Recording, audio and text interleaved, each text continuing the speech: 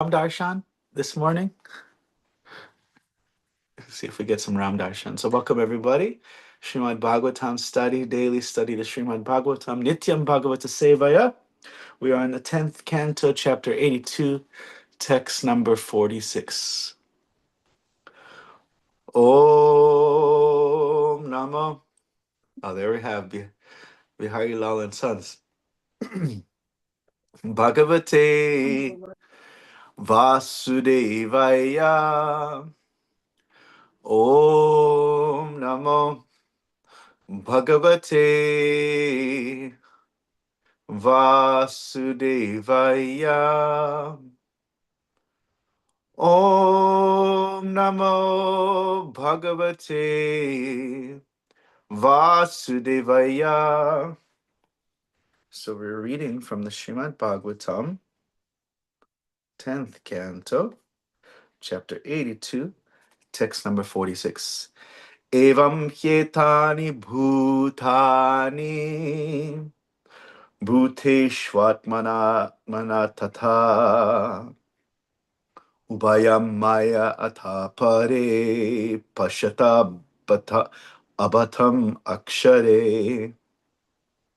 Evam hetani bhutani Bhuteshatma atmana tatha Ubayam maya tatha pare Pashyata bhatam akshare.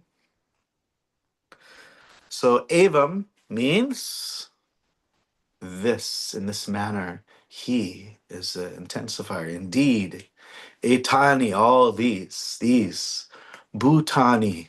Bhutani means living beings. Bhuteshu, who are within the bhutas, within the elements of creation. Atma means the self. Atmana means in its own true identity. Tata means pervasive. Ubhayo. Ubhaya. Is anybody what's that word? Ubhaya. Ubhayor. Madhye. This is like Krishna says, go in between both armies. So Ubhaya means both. Mai, within me. Ata, which means that is to say. Pare. This is like para. Para, like para and apara. Apara means para means this, like paramatma, which means the supreme. And if you add the e, it's just a locative, means it's like within. So within the supreme, pare. Pashyata. Pashyata means you should see. Abhatam, which means manifested. And akshare, which means within the imperishable. Again, that E is a locative, so it's like within the akshara, that which has no perishableness. Translation: in this way, all created beings reside within the basic elements of creation, while the spirit souls pervade the creation, remaining in their own true identity. You should see both of these, the material creation and the self, as manifested within me, the imperishable supreme truth. Purport: one should properly understand the relationship among material objects of this world, the elements comprising their basic substance, the individual spirit souls, and the one supreme soul.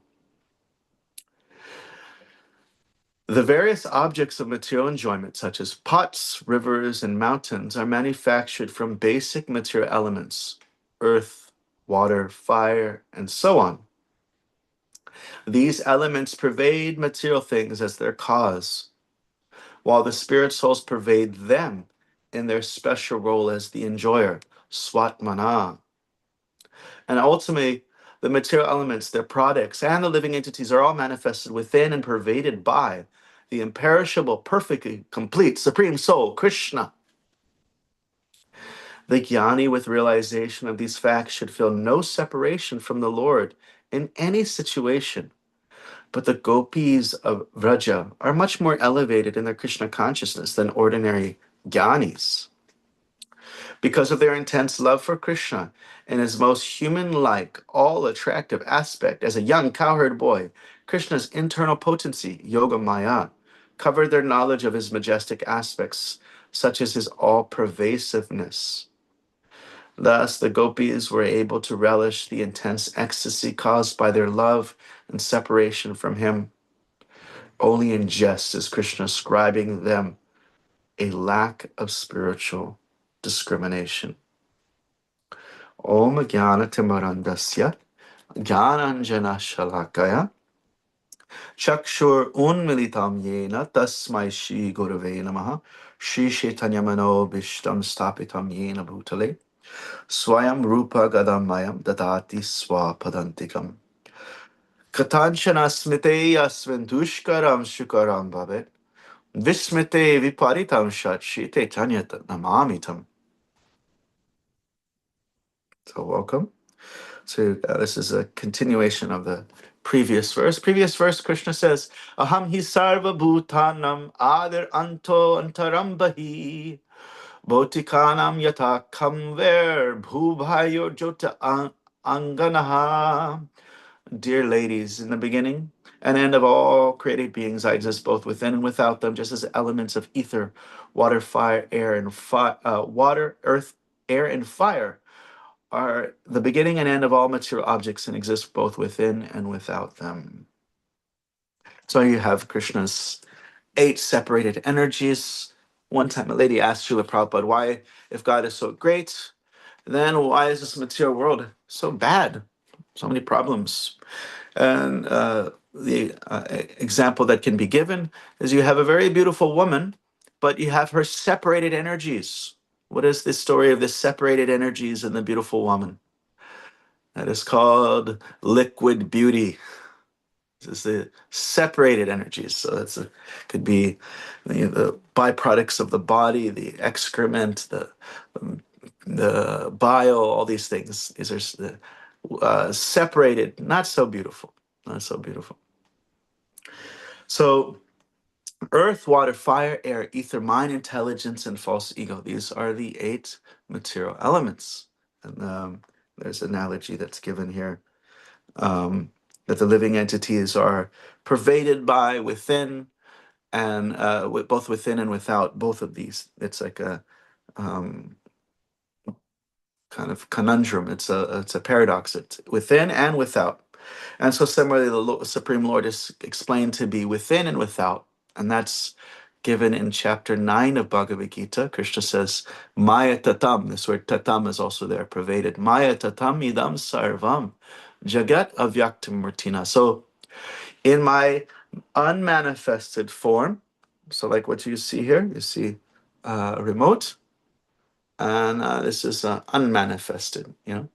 It's there, but you're not seeing it. Unmanifested.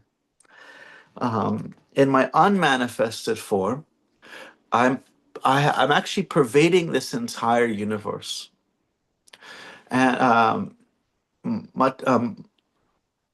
Mayatatamidam sarvam jagyat avyakto mortina matstani sarvabhutani. Matstani sarvabhutani. All beings were within me. Not matstani sarvabhutani. Not tesh. Not what is the second line? Last line. Not chaham teshtu vashtata. Not chaham teshtu vashtata. But I am not situated in them. And they have a dependence upon me, but I do not have a dependence upon them. And then in the next verse, he flips it. And so he's saying, everything is within me, but I am not within everything. And everything is resting upon me, dependent upon me, but I am not dependent upon them. And then in the next verse, he says, not chamatstani bhutani. I'm not there. The living entities are not within. They're not in me. Nachamastani bhutani paschame yoga maishranam. Look at this. Paschame. This is the same word pascha we have in this verse that we're doing today. Just see yoga maishranam. Look at my mystical opulence. And this word yoga can be defined as something that is very difficult to be accomplished. Yujate. So it says, look what I'm doing that's impossible. Yoga Maishwaram. Bhuta Brit. Although I'm the maintainer and controller of all things, Chabhuta Shtomamatma Bhuta Bhavana. So he's, although I'm the my mind, he's Bhuta Brit, Nacha Bhuta Shto. So he maintains, he protects, but I'm not, there's no dependency on my side. There's no entanglement on my side. And then he gives an example. Yatakashtastito nityam vair sarvatra gomahan tata sarvani bhutani matstani upadarya. So he says, just as the mighty wind flows through the akash, through the sky, you have this concept of sky. It's actually very subtle. It's very kind of hard to understand this element of sky. So you have the four elements: earth, water, fire, air. These are perceivable by the senses. These are gross elements, but sky is it's in between. It's not yet completely subtle like the mind, intelligence, ego, but it's also not completely gross. It is very subtle. And sometimes we define it as just the absence of things like space, but it appears that it's something a little more than that. For example, Krishna says, "Shabda ke parushamnashu." I'm the sound within the ether. I'm the sound that's within ether. Now, what does sound travel through? Krishna Daya. What do you need to if you, can sound? What needs to be there for sound to pass through something? Ether. According to our fifth grade science class, what do you need? Ether. I mean, sound passes through ether. According to material science, sound does not pass in a vacuum. Yeah, it doesn't pass in a vacuum. It Doesn't pass in a vacuum. No, it would they would attribute it to the element of air that it's passing, that it's vibrating the air particles. Now, in the commentary by Baladev Vidyabhushan, he describes that there are four stages of sound, and the fourth stage is here, comes out as audible sound from the throat. But the first stage is coming from the lower chakra, then it's coming from the higher, and then it's coming from the heart. It becomes as basically subconscious thought to the point where it's actually voiced out. But you can close your mouth and you can plug your ears and you can still hear sound. You can say different words in your head. These are all sound vibrations, and these vibrations can travel through the ether. And so ether is that material element where you have a kind of psychic phenomenon, you have aura, all these things are related to this element of ether. And you have that what is that Japanese scientist who studied the effect of intention on the crystallization of water. So he would put like a right hate on a flask and kind of imbue it with feelings of hate, and then he would write love on a flask, and then he'd take that water and then he would freeze it and then photograph the crystals, and he would find consistently the negative emotions produced a kind of chaotic effect, and the positive ones would produce very beautiful, very well formed structures. And this is done with the water crystal photography, and they discovered intention, prayer, so many things that was looked at. And then you also have the study with plants as well. Matsuro Imoto, yes, Mr. Imoto. And then you have like so this ether is by which the element that these kind of emotional elements can be emotional aspects can be felt through the ether. So it's not necessarily just space. It is a substance. It is a substance that things are passing through, and this emotional energy is passing through um, what is called ether. Of course, in modern science, previously they used to consider this. There was a thing called ether, but because their instruments are made out of earth, water, fire, and air, even the material elements, not even the subtle elements, mind, intelligence, and ego, but even the material element of ether has kind of been thrown aside. So the wind is passing through this space, this ether, or you could even just basically say the wind is flowing through our atmosphere. The atmosphere is like a bowl, and the wind is freely throwing, but not going beyond it. It's contained within that space, so it has independence and control at the same time. So yata kashtastito nityam vayu sarvata gomahantata sarvani bhutani matstani upadarya. So Krishna gives an example. He gives an example of his inconceivable potency, of how the living entities are uh, having independence and they're at the same time fully under his control, and how he is not affected by that position of control, just like as space is not affected by the condition of wind flowing through it, or the atmosphere is not affected by that condition. Now, here's a question.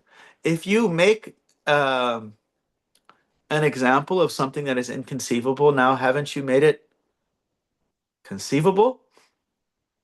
Uh, it, haven't you helped conceive something that was inconceivable? So the way Vishwanath Chakravarti Thakur answers that question is that he says that, well, space and wind, we're talking about unconscious, we're talking about matter. You have of course, they're devatas of space, and when they're controlling, but the element itself is not conscious. It's not a living entity. And so the the aspect of wind flowing through the sky and not being it's bound by the sky, and the sky is not bound by that relationship. Uh, the only example of a person who is controlling but not affected by that seat of control is Krishna himself. And so it is he says it's a close analogy.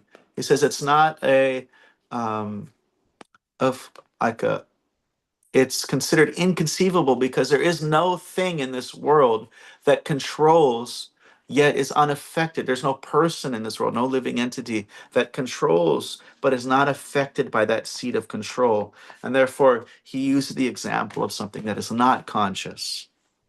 And therefore, it he hasn't. It's still inconceivable because the only thing that fits that description is the inconceivable Lord Himself. So yata kashtastito nityam vair sarvata gomahan tata sarvani bhutani matstani padarya sarva bhutani kuntaya. So Srila Prabhupada, he gives his own explanation to help us to conceive this unique position of Krishna. He says, I'm an ordinary person. Prabhupada lecturing on this, these verses on the ninth chapter of Bhagavad Gita.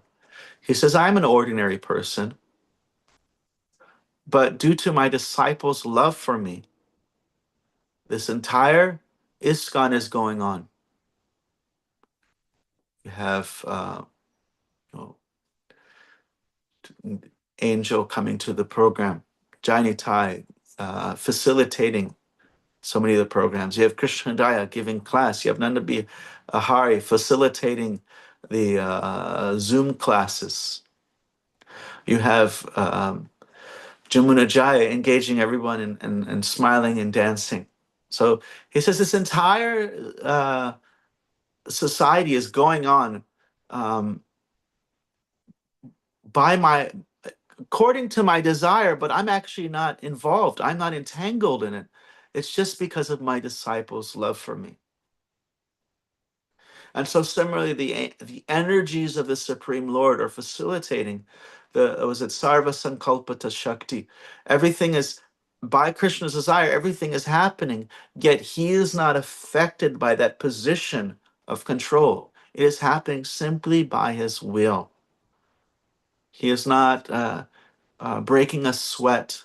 He is not working hard at it. It is just he has a desire and the energies see to it. So, Prabhupada has a desire and Janitai sees to it. He's like, he's working hard to fulfill that desire. So Krishna continues. What's the verse? Sarva bhutani kuntiya prakriti yanti mamikam kapakshaipanastani kapado rishyajamyaham. So Sarva bhutani kuntiya. So all he's saying, everything enters into my form at the end, and comes out, and everything appears. It's just automatically. It's just happening.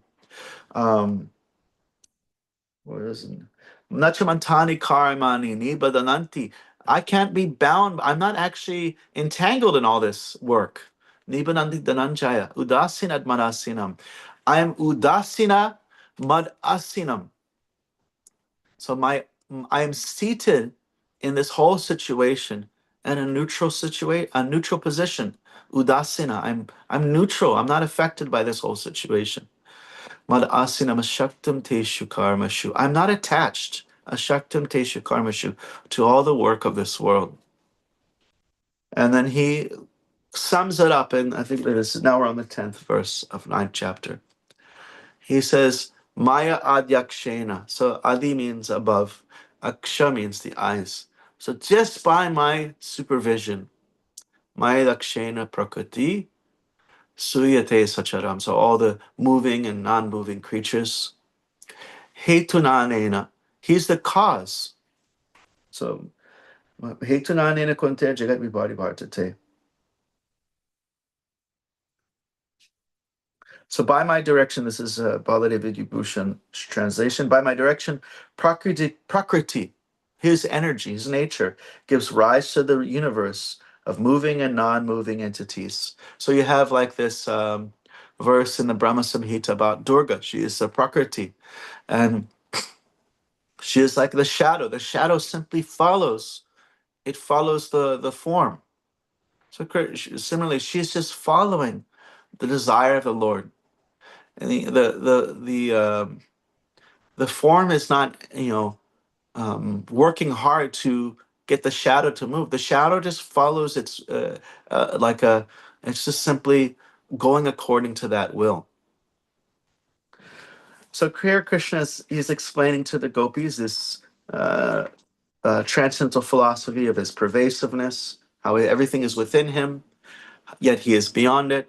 You have a similar verse in the Brahma Samhita, where Krishna says, Ekyo paso rachiyatum jagaranda kotim yat shaktir asti jagat anda chayat yat antaha andantarasta paramanu chayantarastam govindamadi pursham tamaham bhajami. So this is another interesting verse about pervasive and everything within and without.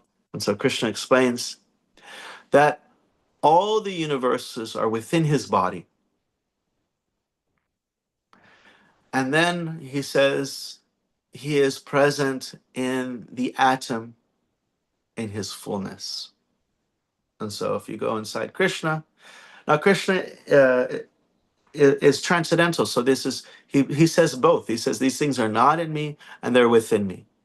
They're not, he's not burdened by it. He's not held by it. And then, but so he says this nice verse, yeah, that everything is within him, and then in the atom, he's within the atom, and then everything, he's there in his fullness. So within the atom, the full presence of Krishna, including the full presence of all the material energies and universes, and so on. And so why is he saying this to the gopis? As it says in the end of the purport, he's giving them a little bit of a hard time. He's teasing them. Now, why does Krishna do this? Why does he do such teasing? Um, you'll see that this teasing, it causes simply misery, causes great suffering. Krishna being, this is the gopis have um, haven't seen him in decades. He's been gone. If we were to ask how many of us would like to suffer in separation for decades, who anybody want to sign up? Any signer ups? Like let's okay, that's how you're gonna we're gonna put you here, and you're just not gonna see Krishna, and you're just gonna be in suffering and separation for decades. I'm like, I don't know. Maybe I think I want to see Krishna. So one may ask, okay, why is Krishna um, behaving like this? Why is he even saying this? He's like, it's even teasing, and it's even causing a little bit more suffering. So you have um, even even Leelas of Lord Ram. It's like so much tragedy. That's called Karuna Ras, just full of tragedy. So you have the Ramayana. How does it start off? Starts off with tragedy. You have the king. He can't have any sons. Tragedy. Finally, he has a son, but the sage wants to take him away. Tragedy. Finally, the son comes back with his wife, but then he gets banished. Tragedy. Finally, he is in the forest, but his wife gets kidnapped. Tragedy. Finally, he gets some clue, and there's an army, but they won't even move for another 4 months. Tragedy. Sita's suffering for a whole year. Tragedy. And he brings her back, and we won't even speak about the last tragedy. It's like throws. So why is there such tragedy, and why do we enjoy reading Ramayana? Or the example can be given. Why do we enjoy reading any tragedy? Why are we watching movies with pain and suffering? And this is the science of Ras, that the Leela of the Lord is actually much like a play, not a play in the sense of it is a false imitation of reality. Actually, the word was it nritya or natyam, the play, it doesn't necessarily mean a false imitation of reality, but it means display that actually invokes emotion. So though we may watch a movie or a TV show or a drama that invokes this sense of tragedy or fear, there is a sense of relishment that is there. Even though we are 1 second, I'm going to check the stove real quick because I have something on the stove. I think it's all right. Let's turn it down. The other one, okay. Otherwise, that could be a tragedy.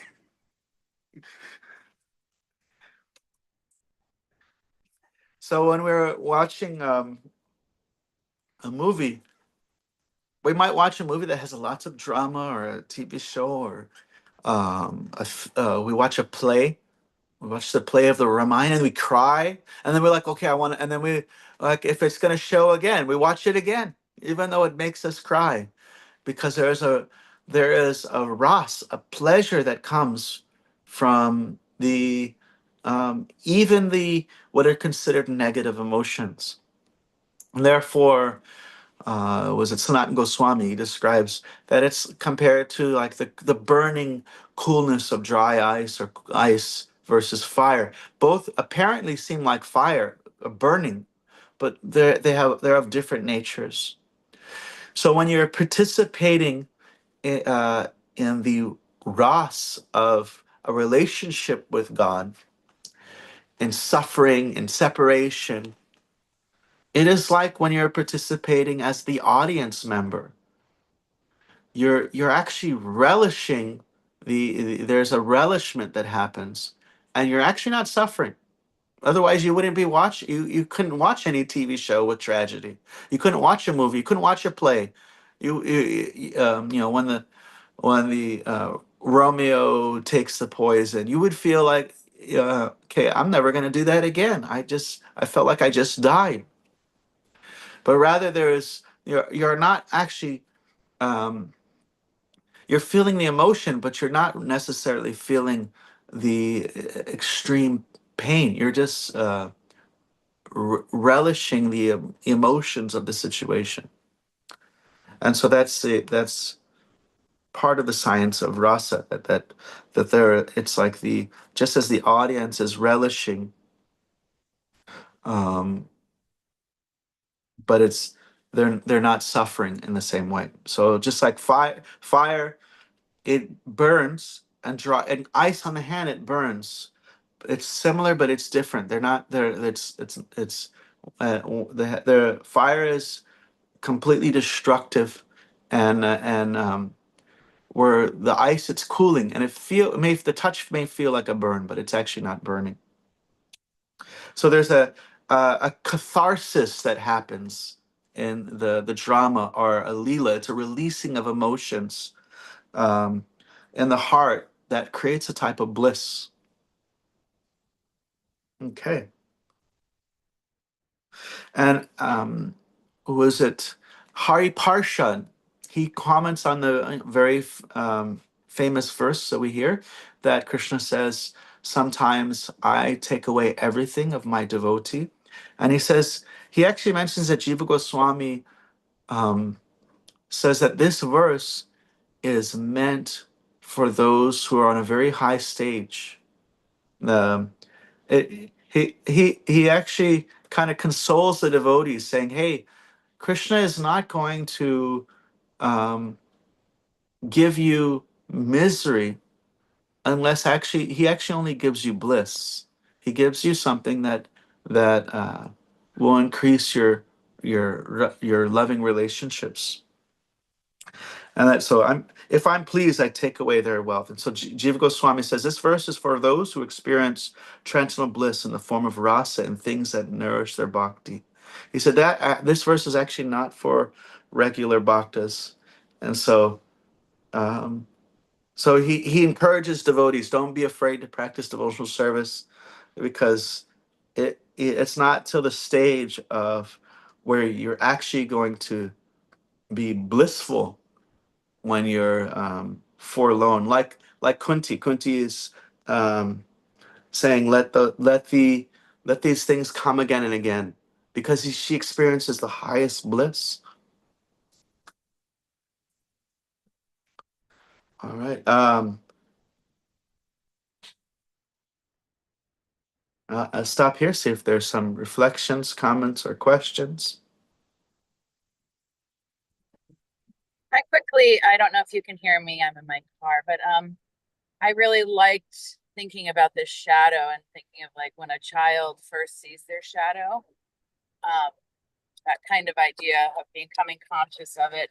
And then I also had a question about like, people that do tease or are a little sarcastic. Some people really don't like it, like, but I'm wondering if it is some reflection of Krishna teasing the gopis or the gopis wanting to tease Krishna. So if you could speak to that. Oh, Thank you. thank you, thank you. So as we hear, everything in this world is a perverted reflection of the spiritual world, but everything is full of utter bliss and ecstasy. So if I was, sneaking into your house and stealing your items, you probably wouldn't feel very blissful. But when Krishna does it, he only does it because it actually increases um, the bliss of the devotees. His, his apparent negative action of stealing, what to speak of not even being there for decades. This was described. Why does he do it? He says, actually, I do this to increase their bliss. And so, why does a person write a beautiful, tragic drama? Because he knows people will really, really love it. They'll relish it. So in a sense, all of Krishna's Leela is, in a sense, like we're watching a play, in the sense that the there's there's no true suffering that's happening. It is only pleasure. You know, otherwise, people would have to force you to watch a play. People would have to force you to watch a movie. No, you do it, even though there's so-called negative emotions that are invoked. There's a relishment that happens. So everything Krishna is doing is simply to bring bliss to his devotees. I see Bhakti Center um, has their hand up. Hare Krishna, can you hear us? It's very quiet. Can you hear us now? Yes, Hello? yes. Yeah, fantastic class. Thank you so much. The you made this point about how the intensity of feeling that is evoked by these varieties of seemingly painful emotions is what makes it somehow it's a form of pleasure. And the idea of Krishna being within everything and outside of everything. And one thing Prabhupada said, suppose you take a piece of paper and tear it up into little pieces and spread it all over the place, then you don't have a paper. But with Krishna, he's simultaneously there and not there. Dantarasa paramano chayantarasram. He's within the spiritual world, but he's also here within his Leela, interacting with his devotees. It's a form of experience. It's not dull. We're not sleeping. Although I'm falling asleep. I'm falling asleep. There was one other thing I was wondering to ask you. Now, Krishna's being very philosophical and telling all these complicated ways of looking at it. And how is this landing with the gopis who just say, we just want to love you, Krishna. We just want to dance with you. We just want to kiss you. We laugh with you. We're not interested in all. Is that the way? How do they take this And philosophical? from what I see, yeah, it's painful for them to hear that. Oh, I'm everywhere. What do you need to be with me? I'm there. I'm everywhere. It's painful. So they don't And lost the deep philosophical, logical, and complicated explanation. you know, I don't know. That's my imagination that these village girls, they're like, yeah, yeah, yeah, yeah, yeah, okay. and so it's described that the separation and union, these are constantly coming together. But in union, there's separation. There's the fear of separation that is there, and in separation, there's also union. They become so much absorbed in Krishna that they actually they're more connected with Krishna than when they're with Krishna. Right. It says that love is like a river, and that the meeting and the separation are like the two banks of the river. And if they're both there, then the river of love flows very swiftly. If you go sometimes with Krishna, sometimes without him, No. those two banks And if meet. something is constantly together, then that also destroys. Like in Vedic astrology, you have planets that are favorable to each other. But it says if they're too close together, then they actually become malefic. So if there's just constant, if there's some constant union, is also considers to destroy a relationship. So there's this union and separation. Right. If the Just river, even materially speaking, if say if a couple are there, they're 100% of the time they're with each other, then it's not going to help this relationship. There has to be some longing of being together, and that can't be developed if it's uh, constantly together. hmm.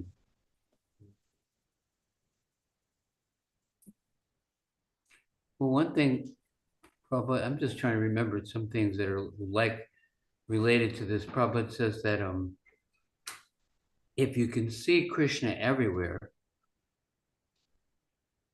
like it says in Bhagavad Gita, that, that, and Krishna is the source of all beauty, then you'll see beauty everywhere. Kind of interesting how he explains it. It's a little bit related to this topic. Anyway, But if thank you then being, having something stolen from your house by someone is also Krishna. Yes. She's saying if somebody steals something from your house, then you can see that as also a Krishna. Yeah, if it helps you remember Krishna. Yeah. What if my husband, for example, doesn't want to wash the dishes? Wait, Is Bihari has a always husband. away, always away, and meanwhile I don't have enough money to get myself a new sari, and he tells me to use curtains. Am I supposed to see Krishna in that, or I'm supposed to do something about it? How to You see can Krishna everywhere and get things done without going crazy? he can be like the gopis and chastise the husband, like chastise. Okay, okay, I'll I think chastise you him. tease your wife like Krishna teases the gopis. Yeah, yeah. Teasing is a big part of it. Thank you, You're Krishna Kumari. teasing all of us.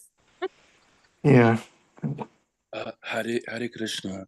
So, if I understand correctly, unpleasantries, did you say that that's a sign of like advanced bhakti? Did I hear that correctly? Not necessarily, not necessarily. Our unpleasantries that we're going through could be we're just getting our karma, and Krishna may take. Um, it's like we have the same stock of karma and maybe reduce. It our karma is basically he's not giving us something new in a sense, but maybe curating our experience.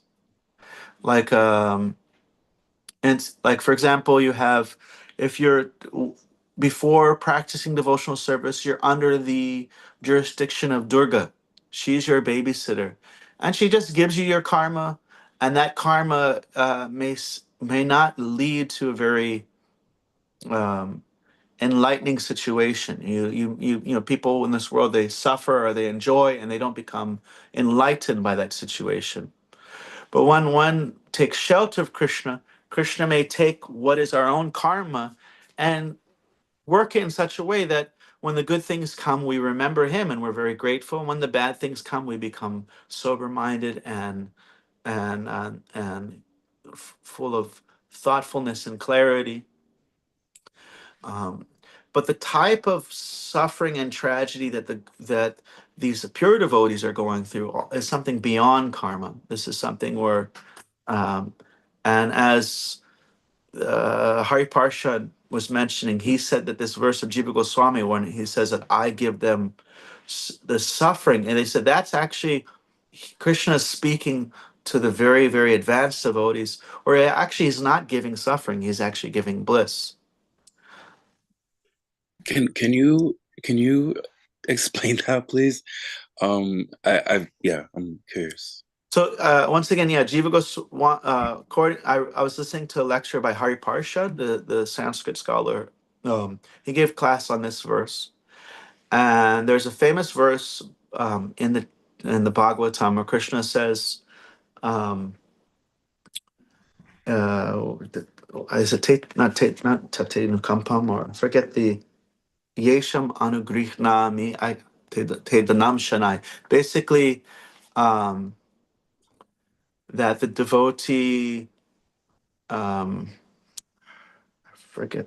I don't remember the number of the verse, and I think maybe I wrote it down. I find it to be interesting If because I'm pleased with them, I take away their wealth, and that's the verse. Here, Jiva Goswami says that verse is not applying to the ordinary devotees. Krishna does not take that technique with the ordinary bhaktas. He applies that technique to the very, very advanced devotees because actually Krishna's objective is only to increase loving bliss. And that's not going to, it, it, the immediate effect of the advanced devotees being forlorn and complete without anything is a great bliss. Yasyaham anugrahami harise. And sometimes Krishna teases us, and it's a form of relishment to get that kind of pinch. Mm. Sometimes the lover will bite his beloved on the neck. It's like, it's So an one thing I just mentioning is that it's not everything that happens that's terrible in our life. It's not necessarily, oh God, why have you done that to me? It just may be our own karma. And whereas I would say the tragedy that this tragedy we're talking about that Krishna invokes, according to Hari Parshad's, I haven't read the quote from Jiva Goswami, but he's saying that's specifically for very advanced devotees. So I would want to be careful on just considering that anytime something bad happens, that's Krishna doing it to me. But rather, we're getting our own karma, and Krishna may arrange our karma in such a way that it does help us, but it's not. It's necessarily it's still our karma that we're getting. Bhima's got his hand up. As a verse that, hold on, Bhima Prabhu. This darshan time. Darshan time. Let's continue after darshan. Nityananda Chandra, you have a minute? Yes. Yeah. Very important subject matter. Thank you. Hare Krishna.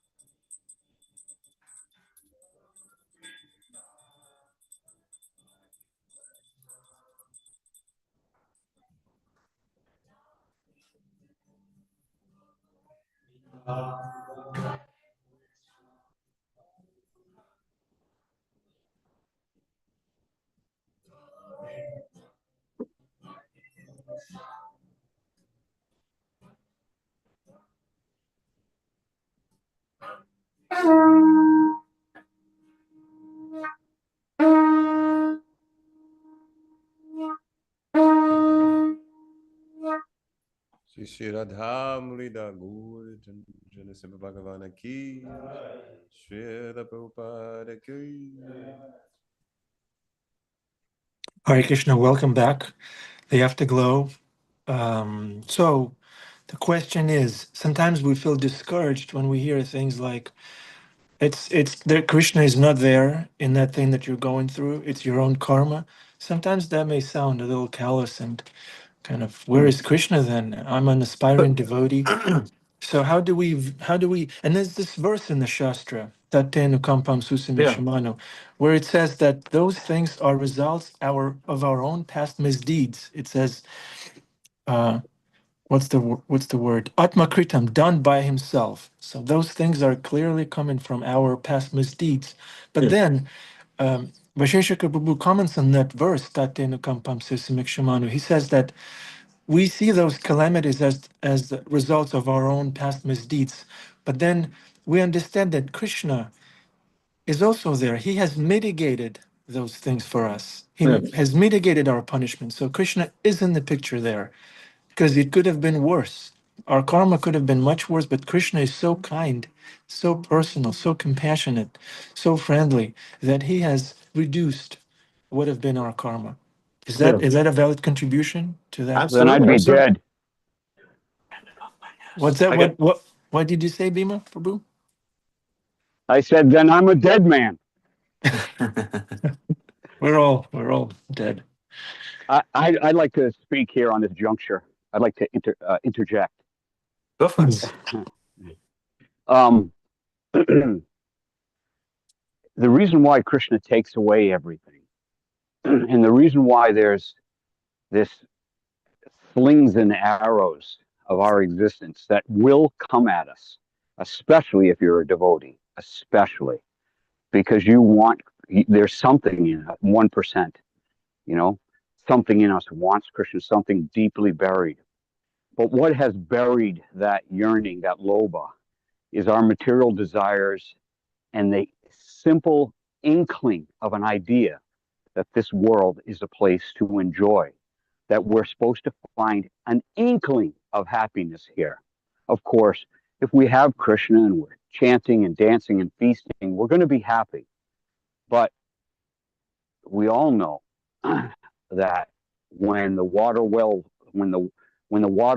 dry, you know, when the well runs dry, you don't really understand the importance um, of placing Krishna as your cynosure, as the center of your attention at all times, and he will, if he sees that our happiness in this world is actually a stumbling block. It doesn't mean we go around miserable, but that's where Prabhupada got his gravity from. If we look at his life, and I'll end this, we look at his life prior to taking sannyas and also taking sannyas and also coming to America. These were all precipitated by huge reversals of fortune. While he was trying to preach Krishna consciousness, Krishna just took him and took away the original temple, the original League of Devotees. You know, he didn't have anything but 15 rupees and a passport. Come to America. I mean, this is all for the glory of Prabhupada. So when stuff happens to us, we have to see that this is the crucible. This is where the fire happens, and we must expect heat. And then we must welcome it. You literally have to bathe in that pain, and then you say, "Yeah, Krishna, keep burning, keep it up, because I know you're there. I know you're somewhere within me, and I just want to lose myself in you." And so then he do that process of shoveling out all the BS, which is this world, and all the BS that we depend upon as giving us our happiness, because there's only Krishna and Radharani and the devotees, of course. Hare Krishna. Thank you. So, Thank you, Bima Prabhu, for being so soft spoken today. You just gave us an abbreviation. Thank you. so I was thinking of an analogy of, say, if you have rice, salad, cake, um, ladus, sandesh, um, bitter melon, um, orange juice, milk, and you put it all in a bucket. Mix it all up. So that's our karma before coming to spiritual life. It's just bad things happen, good things happen, and we can't digest it. It doesn't have any bliss in it. Doesn't have any taste to it, or any like relishable taste. There's nothing we really uh, grow from it. It's like we can't digest it. We can't deal with it. And so Krishna takes that amount, and then he, like he said, first of all, he reduces it. He's like minimizes it, but then he gives it. Okay, instead of milk and orange juice and bitter melon mixed together, here's some juice. Here's some bitter melon. It's curated. It's he's taking our karma, but in a way that we digest it, in a way that we actually grow from it. Many times, wonderful, materially wonderful things happen to devotees, and they feel a great sense of gratitude. Like, man, Krishna is taking care of me, and that might have already been in his stock of karma, or something. Sometimes great misery happens to the devotee, and it could have been much greater, but he feels like, oh, this was so. This is what I needed in this time. This is what I needed to grow, and so and then this later verse where he says, "I take away everything." Um, I feel like he was trying to encourage the devotees, Hari Parshad, by quoting this Jiva Goswami saying, "Actually, don't worry. You're not going to get just immense tragedy that wasn't coming anyway. That's kind of reserved for those who are already quite advanced, and that's to the point where that tragedy produces bliss. So you're getting what you already coming your way, but in a much more curated way, a way that you can digest it, way you can relish it, the way it's when the bad things come, it's awakening. When the good things come, it produces gratitude and uh, um, a sense of care. Um, because, like I said, devotees may be discouraged in devotional service, thinking, okay, if I practice devotional service, it sounds like God's going to ruin my life. And he's saying that no, Jiva Goswami says that only comes at the point where it wouldn't ruin your life. It would actually when you're actually so deep and mature that it actually brings bliss to your life. Like Kunti, we're the point where you're asking for it. Please, yeah, bring it on, because I become more blissful in connection to you. Thank you. Krishna Kumari says in the chat, when my kids were little, we chanted Nrsingadev prayers on the trip, and then had an accident. Wow. One of my kids said it would have been worse, but Nrsinga protected us. Right. There was once a disenfranchised young man. He was discouraged. He didn't have faith in the material world and the education system and the economy, nothing. He was seeking the absolute truth. And he stumbled upon an eclectic shop where there was a palm reader. And the palm reader read his palm and did his astrological chart. And he said, "You really want to hear what's in it?" And the young man said, "Yeah, I want to hear. I'm a serious seeker of the absolute truth. I want to know." And the palm reader said, "All right, it says you are going to have no family, no home, no job." And the young man was confused. He says, "Really? Is that harsh?" And he said, "Yeah, that's what your palm says. That's what your chart says." And then this young man joined the Krishna consciousness movement, took sannyas, and he ended up having no family, no home, no job. But it was a very everything was it all played out in his life, but in an auspicious way. So Krishna made it all auspicious. The same karma played out, but Krishna was there as an agent and he made it auspicious. And the name of the person is Jayadvaita Swami Maharaj. Perfect. It was We have Brajabihari Prabhu. He gives class for Bhakti Center, and he said many years ago, maybe like 25 years ago, he was maybe 30 years ago, he was thinking, um, you know, should I become a sannyasi?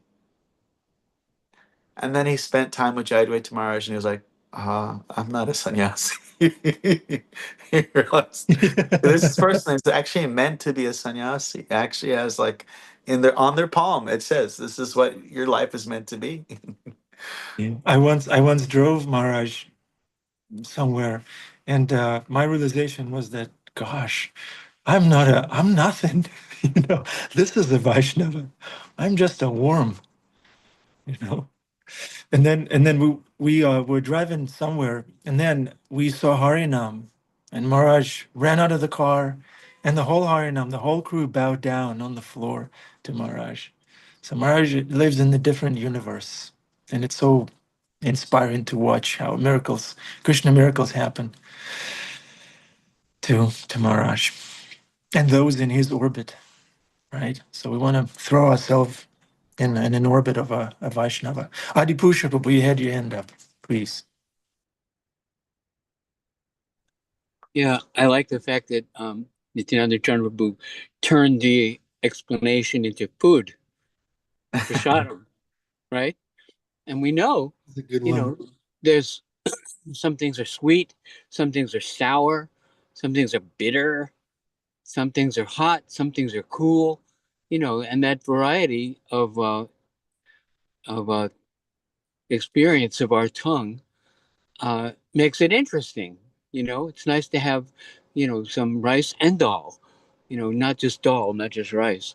So the experiences that Krishna give us, varieties, they may not all be bland or may not all be sweet or they may not all be, but that bitterness gives it's another variety of enjoyment.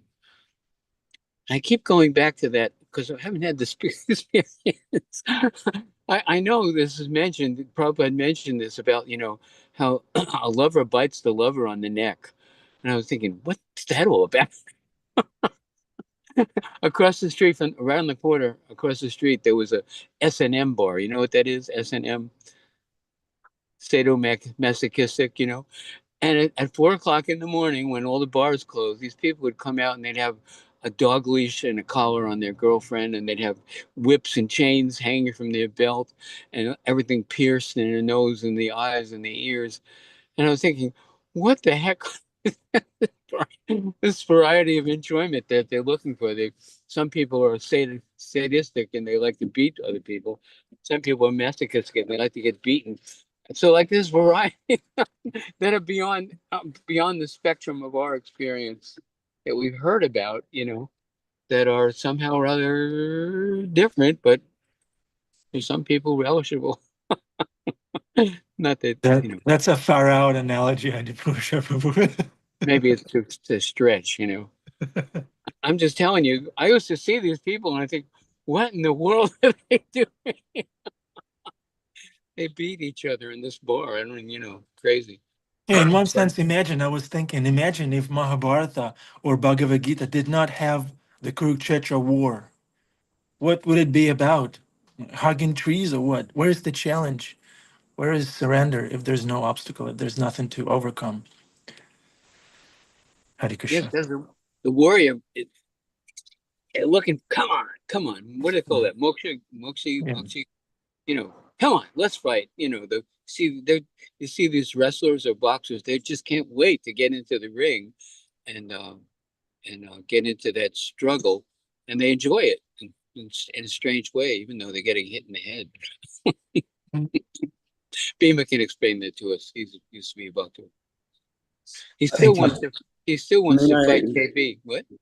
well, I mean, I really appreciate that because, well, you don't know, so I will say, I come from, I'm in this like younger generation where we're really okay with unpleasantries. We see the political climate, and some of us feel like it's a dire situation, but some of us feel it to be an enlightening experience.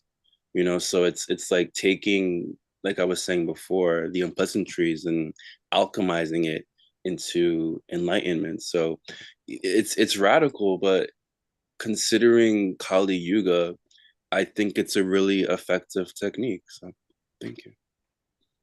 Look at Montessori, he has 1,000 arms and he couldn't find any to fight with. So he was beating the mountains. And Hiranyaksha was challenging Varuna, saying, let's have a fight, let's have a fight. And Varuna was saying, no, you need a real worthy opponent. Yeah, if you can lift that big boulder over there, I'll tell you who your real opponent is. So he's over there lifting this big boulder, big, huge, almost like a mountain. And he moves it like 2 inches. And he says, all right, I lifted it. And so Varuna says, you know what that boulder is? Vishnu's earring. You should fight with Vishnu. Wasn't it Hiranyakashipu's earring? I heard it was Vishnu's earring. He was trying to say that you need a worthy opponent. You should fight with Vishnu.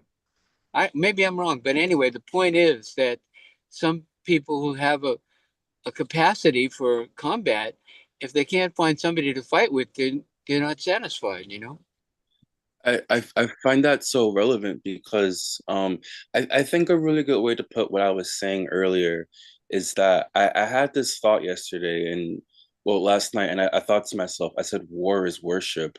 And then I opened my Instagram and I saw a bunch of like mosh pitting and people raging and you know that's kind of like our bhakti. So yeah. In one sense, yes. Bhakti is a mosh pit. I like it. Good title for class, right, Nityananda? Bhakti is a mosh pit. Cool. Okay, Nityananda Chandra, Prabhu, please summarize, and we'll wrap it up for today. Krishna is unaffected by his position of control.